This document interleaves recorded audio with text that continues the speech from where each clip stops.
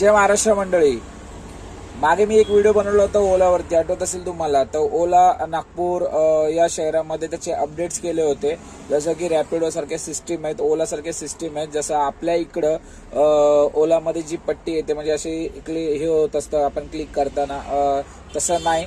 तर आता डायरेक्टली ते अपडेट होणार आहे आणि त्याचे नवीन फीचर्स ते लोक चेंजेस करणार आहेत. आणि आता सध्या तर आपल्याकडे झालेलं नाही, पण नागपूर साईडला हा बदल झालेला आहे आणि त्याचा चांगला फायदा होतो. याच्यावरती तुम्हाला क्लिकर वगैरे वापरायची गरज नाही. जसं की उबरचं आपण भाडं उचलतो त्या पद्धतीने त्याच्यावरती भाडं आपण उचललं जाणार आहे. पण आता हे ते फीचर्स त्याच्यामध्ये आणणार ते ठीक गोष्ट आहे, चांगली गोष्ट आहे. पण आता याच्या आईला हे आपल्याला दिवसाला 30 आणि 40 रुपये रोज भरावे लागतात कमिशन.